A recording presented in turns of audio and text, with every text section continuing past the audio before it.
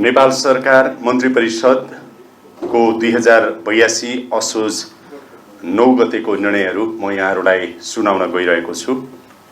1.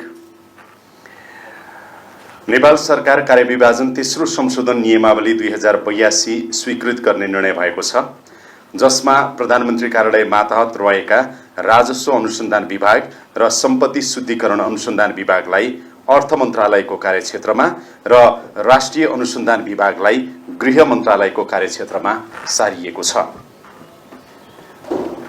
त्यस्तै दोस्रो, विश्वव्यापी आवधिक पुनरावलोकन चौथो चक्रको राष्ट्रिय प्रतिवेदन स्वीकृत गर्ने र उक्त प्रतिवेदन परराष्ट्र मन्त्रालय मार्फत संयुक्त राष्ट्रसङ्घको मानवाधिकार परिषदमा पेश गर्ने निर्णय भएको छ।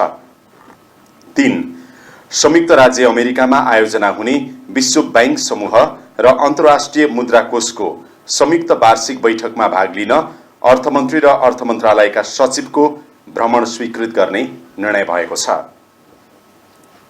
4.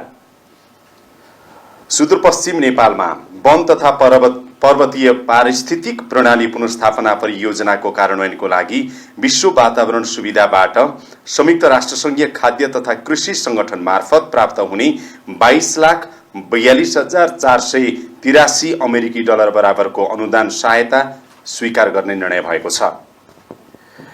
मध्य नेपालमा 5 नम्बर निर्णय, मध्य नेपालमा धानमा आधारित खेती तथा खाद्य प्रणालीको जलवायु उत्थानशील रूपान्तरण परियोजनाको लागि विश्व वातावरण सुविधाबाट संयुक्त राष्ट्र संघीय खाद्य तथा कृषि संगठन मार्फत प्राप्त हुने 87,870 अमेरिकी डलर बराबरको अनुदान सहायता स्वीकार गर्ने निर्णय भएको छ। 6. स्थानीय जलवायु अनुकूलनशील जीवनयापन सुविधा कार्यक्रम कार्यान्वयनको लागि संयुक्त राष्ट्रसङ्घीय पुँजी विकास कोषबाट प्राप्त हुने 41,90,000 अमेरिकी डलर बराबरको अनुदान सहायता स्वीकार गर्ने निर्णय भएको छ। 7.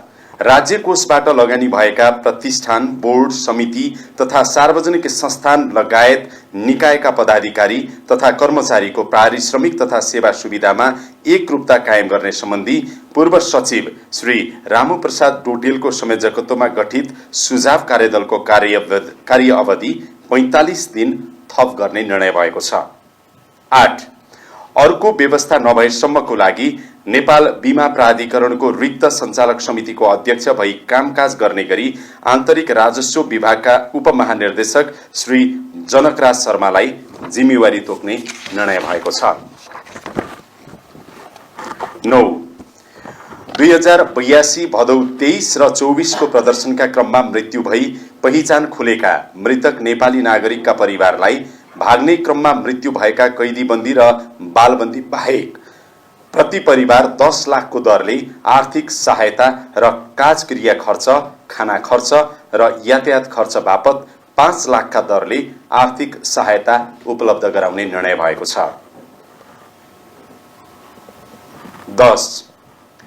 6 महानगरपालिका र 11 उपमहानगरपालिका क्षेत्रमा एक पटकमा 3 करोड भन्दा बढीको घर जग्गा कारोबार गर्दा इजाजत पत्र लिने व्यवस्था सम्बन्धी सूचना नेपाल राजपत्रमा प्रकाशन गर्ने निर्णय भएको छ।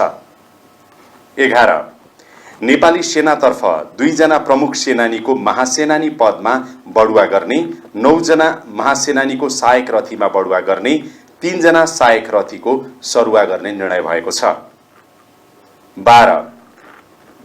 संघीय मामिला तथा सामान्य प्रशासन मन्त्रालय र अन्तर्गतका निकायहरूको संगठन तथा व्यवस्थापन सर्वेक्षण गर्न पूर्व स्वीकृति दिने निर्णय भएको छ। 13. अनलाइन सञ्चार माध्यम दर्ता गर्ने प्रयोजनको लागि सूचना तथा प्रसारण विभागको महानिर्देशकलाई स्थानीय अधिकारीको रूपमा तोक्ने निर्णय भएको छ। 14.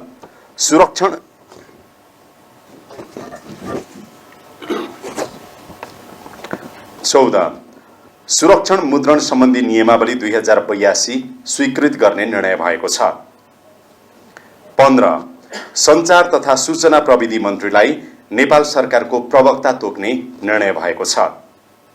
नेपाल इन्जिनियरिङ 16, नेपाल इन्जिनियरिङ सेवा समूहीकरण क्लस्टरतर्फको राजपत्राङ्कित विशिष्ट श्रेणीको सचिव पदमा सहसचिव श्री चिरञ्जीवी चटौतलाई बढुवा गर्ने निर्णय भएको छ। यो प्राविधिकतर्फ। 17 नेपाल प्रशासन सेवा समूहीकरण क्लस्टरतर्फको राजपत्राङ्कित विशिष्ट श्रेणीको सचिव पदमा सहसचिव श्री कृष्ण प्रसाद काप्रीलाई बढुवा गर्ने निर्णय भएको छ।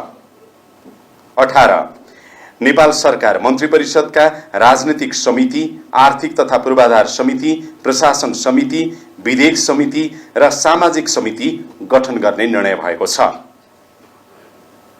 19 नेपाल विविध सेवा राजपत्राङ्कित प्रथम श्रेणी सूचना प्रविधि सहसचिवहरू डाक्टर राम गोविन्द अर्याल र श्री रमेश शर्मा पौडेलको राजीनामा स्वीकृत गर्ने निर्णय भएको छ। यसरी हिजोको मन्त्री परिषद निर्णयले 19वटा निर्णय भएको कुरा म सबै पत्रकार साथीहरूलाई अनुरोध गर्दछु। धेरै धेरै धन्यवाद।